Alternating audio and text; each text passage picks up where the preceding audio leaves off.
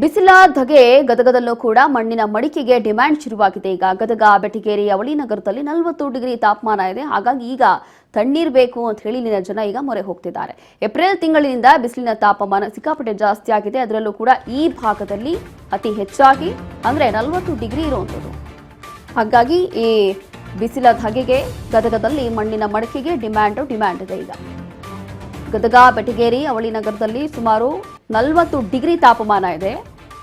ಹಾಗಾಗಿ ಈಗ ಮಣ್ಣಿನ ಮಡಿಕೆಗೆ ಮೊರೆ ಹೋಗ್ತಿದ್ದಾರೆ ಇಲ್ಲಿನ ಜನ. ಏಪ್ರಿಲ್ ತಿಂಗಳಿನಿಂದ ಬಿಸಿಲಿನ ತಾಪ ಅತಿ ಹೆಚ್ಚಾಗ್ತಾ ಇದೆ. ಹಾಗಾಗಿ ಬಿಸಿಲಿನ ತಾಪ ಏರಿಕೆ ಆಗ್ತಾ ಇದೆ. ಏಪ್ರಿಲ್ ತಿಂಗಳಿಂದ ಅತಿ ಹೆಚ್ಚಾಗಿ ಬಿಸಿಲಿರುವಂಥದ್ದು. ಈ ಭಾಗದಲ್ಲೂ ಕೂಡ ಜನ ಈಗ ತಣ್ಣೀರು ಬೇಕು, ತಂಪು ಪಾನೀಯಗಳು ಬೇಕು ಅಂತ ಹೇಳಿ ಈಗ ಮಣ್ಣಿನ ಮಡಿಕೆಗಳಿಗೆ ಮೊರೆ ಹೋಗ್ತಿದ್ದಾರೆ. ಸದ್ಯ ಏಪ್ರಿಲಿಂದ ಮೇವರೆಗೂ ತುಂಬ ಬಿಸಿಲಿದೆ. ಅದರಿಂದ ನಾವು ಈಗ ಮನೆಯೊಳಗೆ ಫ್ರಿಜ್ನೊಳಗೆ ನೀರಿಟ್ಕೊಂಡು ಕುಡಿಯೋದ್ರಿಂದ ನಮಗೆ ಗಂಟ್ಲು ನೋವು ಬರ್ತೈತಿ. ಆಮೇಲೆ ಜ್ವರ, ಕೆಮ್ಮು, ನೆಗಡಿ ಹೆಚ್ಚಾಗ್ತವೆ. ಆ ಒಂದು ಫ್ರಿಜ್ನ ನೀರು ಕುಡಿಯೋದಕ್ಕಿಂತ ಈ ಒಂದು ಮಡಿಕೆ ಒಳಗೆ ನೀರು ಹಾಕಿ ಕುಡಿಯೋದ್ರಿಂದ ನಮಗೆ ಒಳ್ಳೆಯ ರೀತಿಯ ಆರೋಗ್ಯ ಸಿಗುತ್ತೆ. ಆಮೇಲೆ ಅದರಲ್ಲಿರ್ತಕ್ಕಂಥ ನಮ್ಗೆ ಪೋಷಕಾಂಶಗಳು ಸಿಗ್ತಾವೆ. ಆಮೇಲೆ ಈ ಗಡಿಗೆ ಮಡಿಕೆಗಳನ್ನು ಹಿಂದಕ್ಕೆ ಯಜಮಾನ್ರೆಲ್ಲ ಅಜ್ಜ ಮುತ್ತಜ್ಜ ಅಮ್ಮಂದಿರೆಲ್ಲ ಅದನ್ನು ಗಡಿಗೆ ಒಳಗೆ ಅಡುಗೆ ಮಾಡೋದಾಗಲಿ, ಗಡಿಗೆ ಒಳಗೆ ಶಾವಿಗೆ ಹಪ್ಪಳ ತುಂಬಿಡೋದಾಗಲಿ ಏನೂ ಹುಳ ಹತ್ತೋದಿಲ್ಲ ಅಂತಂದು ತುಂಬ ಚೆನ್ನಾಗಿ ಬಳಕೆ ಮಾಡ್ತಿದ್ರು. ಅದು ಈಗಾದರೂ ನಮಗೆ ಸಿಗುತ್ತಾ, ನಾವು ಅದನ್ನು ಉಪಯೋಗ ಮಾಡೋಕೆ ರೆಡಿ ಇಲ್ಲ. ಅದನ್ನು ಆದ್ದರಿಂದ ನಾವೇನೈತಲ್ಲ ಈ ಹೆಚ್ಚಾಗಿ ಮಡಿಕೆ ಒಳಗೆ ನಾವು ಬೇಯಿಸಿದ ಆಹಾರವನ್ನು ಮಡಿಕೆ ಒಳಗೆ ಹಾಕಿ ನೀರನ್ನು ಕುಡಿದ್ವಿ ಅಂದ್ರೆ ನಮಗಿನ್ನೂ ತುಂಬ ಆರೋಗ್ಯ ಸಿಗುತ್ತೆ.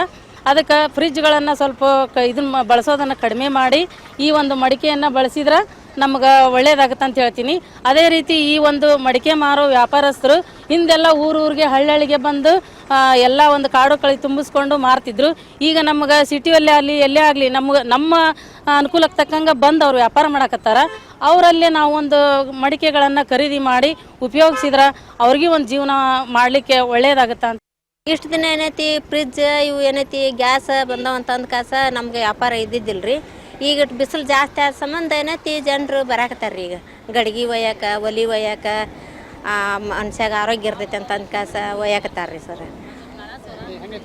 ವ್ಯಾಪಾರ ಚಲೋ ಐತ್ರಿ ಸರ್, ಚೆನ್ನಾಗೈತ್ರಿ. 600ಲಿಂದ ಹಿಡಿದು 300, 200, 80. ನಮ್ಮ ಪ್ರತಿನಿಧಿ ಶರಣ್, ಈಗ ನೋಡ್ತಾ ಇದೀವಿ ಉತ್ತರ ಕರ್ನಾಟಕ ಭಾಗದಲ್ಲಿ ಸಿಕ್ಕಾಪಟ್ಟೆ ಬಿಸಿಲಿದೆ. ಇಲ್ಲಿನ ಜನ ಈಗ ಫ್ರಿಜ್ ಬೇಡ, ಮಣ್ಣಿನ ಮಡಿಕೆ ಬೇಕು ಅಂತ ಹೇಳಿ ಇದರ ಮೊರೆ ಹೋಗ್ತಿದಾರಂತೆ. ಇನ್ನು ಇದಕ್ಕೆ ಏನೆಲ್ಲ ಪರಿಹಾರ, ಹೇಗೆ ಬಿಸಿಲಿಂದ ಉಳ್ಕೊಳ್ಳೋದು ಅಂತ? ಹೌದು ರೋಶಿನಿ, ಬೇಸಿಗೆ ಬಂತಂದ್ರೆ ಉತ್ತರ ಕರ್ನಾಟಕದ ಜನ ಬಿಸಿಲಿಗೆ ಅಕ್ಷರಶಃ ತತ್ತರಿಸಿ ಹೋಗ್ತಾರೆ ಅಂತಾನೆ ಹೇಳ್ಬೋದು. ಬೇಸಿಗೆ ಬಂದಿದ್ರಿಂದಾಗಿ ಇದೀಗ ಗದಗ ಮಂದಿ ಮಡಿಕೆ ಮೊರೆಯಾಗಿದ್ದಾರೆ. ಏನೋ ಸಾಂಪ್ರದಾಯಿಕವಾಗಿ ಹಿಂದಿನ ಕಾಲದಿಂದ ಕೂಡ ಏನು ಮಡಿಕೆಯನ್ನ ಬಳಸ್ತಾ ಇದ್ರು. ಆದ್ರೆ ಇತ್ತೀಚಿನ ದಿನಗಳಲ್ಲಿ ಫ್ರಿಡ್ಜ್ ಬಂದಂತ ಸಂದರ್ಭದಲ್ಲಿ ಮಡಿಕೆ ಕೂಡ ಕಣ್ಮರೆಯಾಗಿತ್ತು. ಆದ್ರೆ ಜನ ಕೂಡ ಇದೀಗ ಮತ್ತೆ ಆ ಸಾಂಪ್ರದಾಯಿಕ ಪದ್ಧತಿಯಾದಂತಹ ಮಡಿಕೆ ಮೊರೆ ಹೋಗ್ತಾ ಇದ್ದಾರೆ.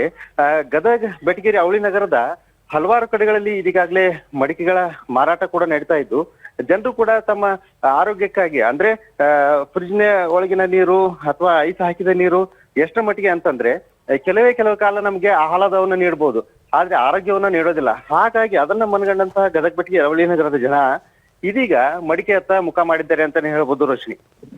ಥ್ಯಾಂಕ್ ಯು ಶರಣ್, ನಿಮ್ಮೆಲ್ಲ ಮಾಹಿತಿಗಾಗಿ.